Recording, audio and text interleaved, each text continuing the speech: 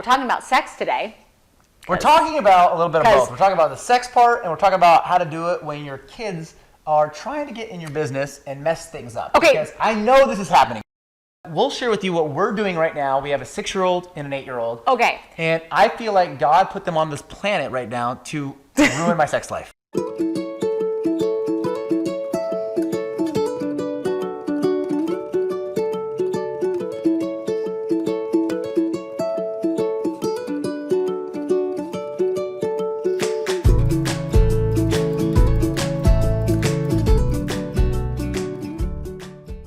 Hi everyone, welcome. Another episode of Money, Sex, and Kids. Where money doesn't have to be this huge, crazy, annoying problem in your life. It shouldn't. Yeah. And sex, if you're married, should happen as much as freaking possible. Yeah, what are we talking about today? Yeah. And kids, as you all know, we're figuring it out because we are right in the middle of parenting. And it's hard, really hard. And like you said, we're talking about sex today. We're talking about a little bit of both. We're talking about the sex part, and we're talking about how to do it when your kids are trying to get in your business and mess things up. Okay. Because I know this is happening to you. I know it is happening to you. And the episode, or the idea for the episode, came out of a conversation with some friends of ours. Find yourself some really awesome friends, close circle of friends that you can talk about these things with. Or like we're doing, just talking about sex all the time with you guys. That works too. I would say this, icebreakers, maybe go over the road a few times. The first time you hang out with your new friends, don't say, by the way, I tried having sex with my wife last night and the kids barged in. Probably not the best way to start the relationship with new friends. Okay, but the reason why we're talking about this is because we were having a conversation with them, and they were talking about some friends of theirs that said that now that the kids are 6, 8, 10, those ages, they don't have sex but twice a month because it's too hard. 2 times a month. Because of the kids. So the excuse is the kids, okay? If the excuse is the kids, then what does that mean? Does that mean that when they're 18 is when your sex life begins again? Mm-hmm. I mean, I don't know about you, but if that happens, then chances are I probably won't still be married to him by then. We will just be roommates, and we don't want that to happen. So it got us thinking, okay, we get it. When you first get married, it's honeymoon. You can do it whenever you want, right? It's just roses, butterflies, all the time. It's awesome. Yeah, it's awesome. Then you have a baby, and that's not as hard because it's a baby, and they sleep a lot, and they're in a crib, and they're can mind their own business when they're sleeping, and you can do your business. Then you get to the stage where we are, 6 and 8. They are inquisitive, they are nosy, and they are needy, right? They're very nosy and needy. And one of the things that drives me nuts is the fingers underneath the door, okay? These fingers underneath the door, because nothing puts her out of the mood like the fingers under the door. You can relate to this. I know you can. Yes. Okay. You're laughing, but you know you can. You know you can. Or the pounding on the door. Or we know the door's locked, but the jiggling of the door handle. All of these things, they just completely ruin your mojo. Ruin it. Yes. Did you just do that? Yeah, I did. Yeah. Okay. Whatever. Okay. We're friends here. Okay? Hashtag no judgment zone, I hope. No judgment zone. Okay, so. Okay, no. So we have tried to put some strategies in place. And the reason why we did this, or are trying to do this and practicing it, and just like all of you, we, get out of this, and then all of a sudden, we aren't connecting, the intimacy is down, and then everything is not working. Because, really, sex is a reflection of the good things happening in your marriage and in your relationship. And just like money, when money is an issue and you're stressed because of bills and you're over budget and all of this and debt, that can put a damper on just about everything else going on in life. So that's why sex has to be a pretty important part. But when it's not happening, you lose the connection between you two. Yeah, so it comes a little bit more of a job. Yeah, it's a to job. have sex between the ages of say 6 years old to probably 18. We don't know about 18. I have some ideas I'm going to share with you about when they become teenagers, what you can do.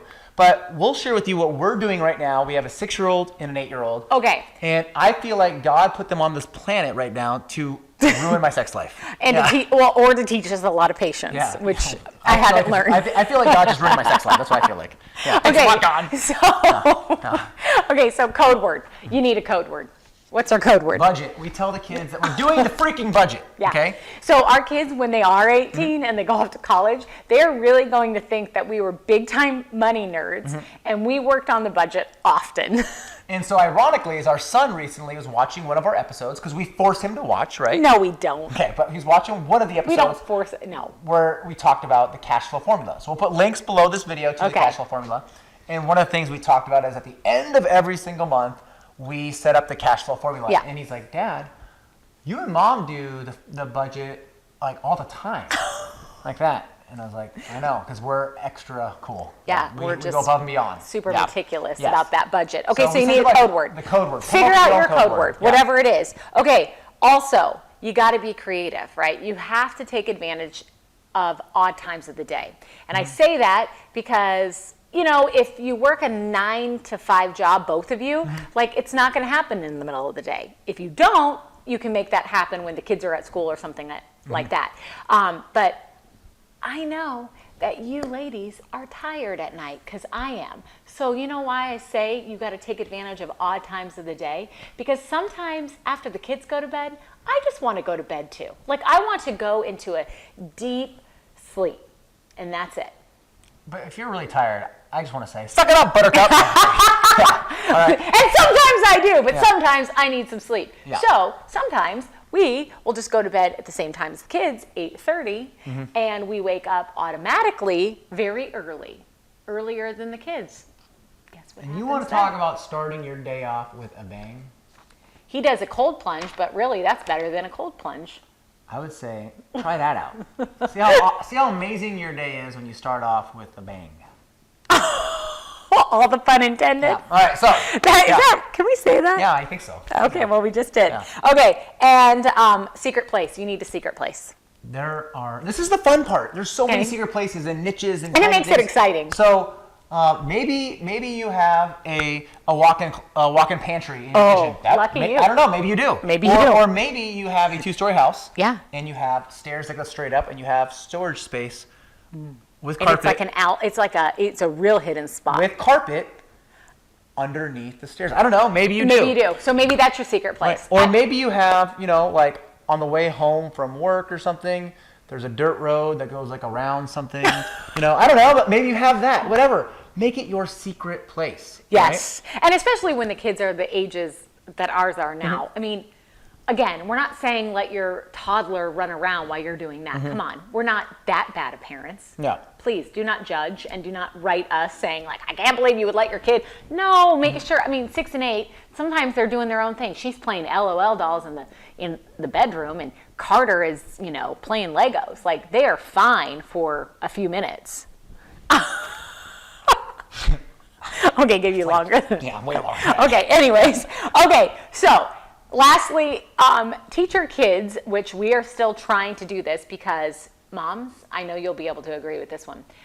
When's the last time you went to the bathroom with the door closed, and nobody barging in? Yeah, so clearly my kids haven't learned the art of privacy, and when a door is closed, that just means it's private. Like the door is closed for a reason, so like when it's open, then it's like, hello, you can come in. But when it's closed, it means no, just wait. They haven't quite learned that, hence why we have to still lock the door, which they still have. So we have an 8-year-old now who's pretty smart, or so he thinks. Yeah. And he's like, so Dad, if you and Mom want privacy, then I want it too. Yeah. And my response is this. When you start paying taxes, you can have an opinion. But until then, your opinion is relevant. Yeah, so he doesn't get his privacy as often as he'd like. And I know that's not that's not the way the culture is going, but that's the way we do it in our house, right? So until you pay taxes, that's when you get an opinion. Doesn't still mean that opinion matters. You just get one when you pay taxes. Exactly. Yeah. Okay, so as of right now, the doors are open in their rooms. Sorry, dude. Yeah, exactly. Or as he says, all right, bro. Yeah. Because I'm not his bro, I'm his dad. All right. So again, we only are doing this episode because we feel like we need the reminder often to stay intentional. And we laugh about sex and things like that, but really the intention is to keep the relationship thriving between the two of us, because when there's love happening between us and all levels, it shows love to our kids, and they realize that, when mom and dad are full of love, they have so much more love to give to every capacity of their life. And when it's modeled, it's just second nature to them, right? Yeah, so what do you do though when your kids are teenagers? Because you can't say like we're doing the budget. Yeah. Then, right? So I don't know if this is what you're supposed to do, but I'm going to share with you guys something that happened to me when I was a teenager that Scarred you. Scarred me. So when I was a teenager, I thought it would be cool to sneak out of the house. This is like 8th grade. Such a teenager thing to do. To go TP a girl's house because nothing shows love in 8th grade like TPing her house. Sure, of course. So yeah, we had to sneak out of the house. So I'm walking over, and I was peeking around the corner to make sure my parents were asleep.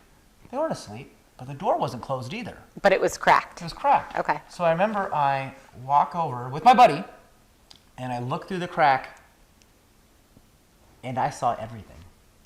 Everything. More than you ever wanted to know? Everything.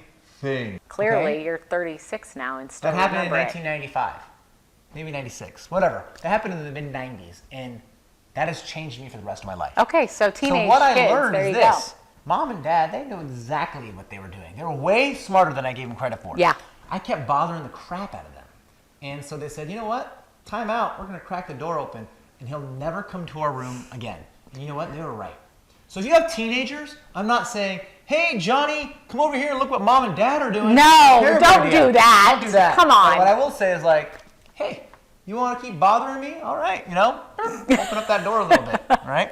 Okay, so there you go. There's a little something for all ages of kids, right? Yeah.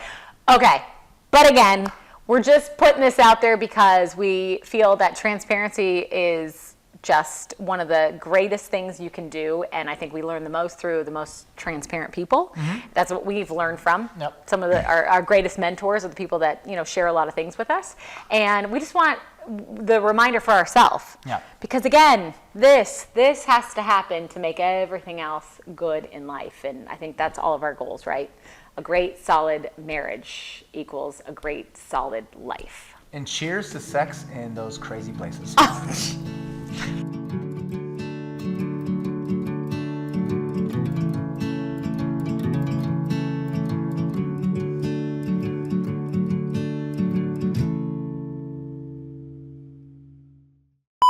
And we go in those tiny places, like under the stairs, and we get it on. Well, maybe we go into the area underneath the stairs and... Stop. You just Yeah. turn into 12 years old every time the word sex comes out.